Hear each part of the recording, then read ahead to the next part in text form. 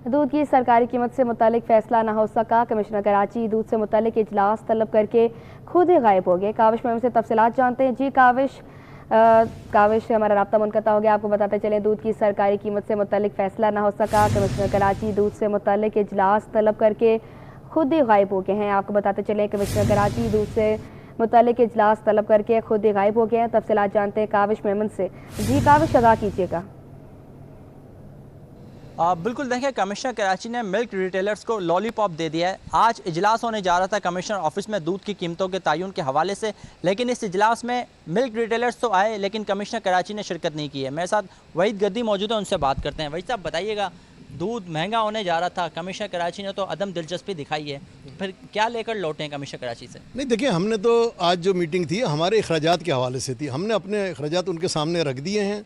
अब उन्होंने कहा है कि एक मरतबा दोबारा इसको रिवाइज़ करते हैं, उसमें अगर कोई फ़र्क होगा निकल जाएगा तो इंशाअल्लाह ताला बेहतर हो जाएगा। जी वो कोई मसला नहीं, असिस्टेंट तो मौजूद है ना, काम तो चल रहा है, रियासत तो नहीं रुक रही ना। नहीं, हमने तो जो अपने अखराजात हैं वहाँ उनको जमा करा दिए हैं, जो भी हैं हमारे।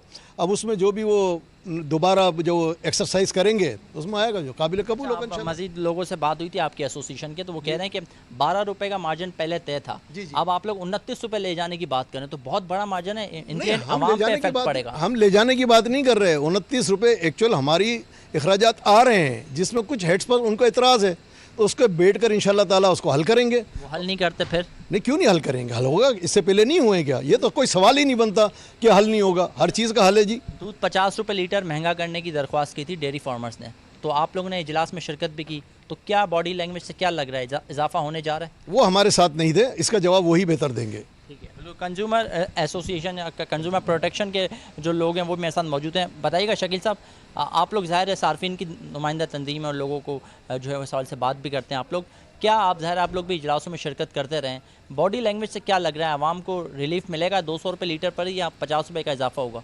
नहीं, पहली तो बात है कि इंशाल्लाह रिलीफ मिलेगा।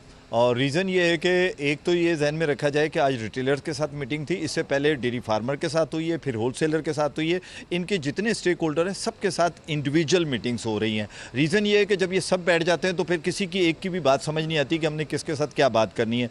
और चूँकि कीमतें जहाँ तक है उसकी बढ़ने की बात हो रही है, बढ़ाना चाह रहे हैं, क्योंकि सलीम राजपूत साहब के टाइम पर भी ये जो डेयरी फार्मर है वो 240 रुपये का रेट लेकर आया था, 200 रुपये पे गए हैं। ठीक है, रेट लाना इनकी ये वो बात है, लेकिन ज़रूरी नहीं है कि जो ये कहें उसी को मान लिया जाए। उस पर बहुत ज़्यादा हमारी तरफ से भी रेजिस्ट होता है, फिर बैरो सप्लाई है, फिर जो डीसी मलीर है उनकी वर्किंग थी। तो कहने का मकसद ये है कि अभी जो रेट इनके साथ डिसाइड किए जाएंगे तो मुझे नहीं लगता कि जो ये सोच कर आए हुए हैं या जो इन्होंने स्ट्रेटजी बनाई हुई है कि उसी तरह के होंगे, ऐसा नहीं है। क्योंकि जो भी होंगे मेरा ख्याल है कि इंशाल्लाह कंज्यूमर के लिए बेनिफिट होगा। रीज़न क्या है, देखें पहली बात यह है कि 200 रुपये में जब इनको किया गया था तो बैनर लगाए थे इन्होंने 200 रुपये के। आपको पता है कि मैं तो एक बात ये कहता हूँ, जब रियासत अपने उस पर आ जाए तो किसी का अब्बा भी उसके आगे नहीं खड़ा हो सकता।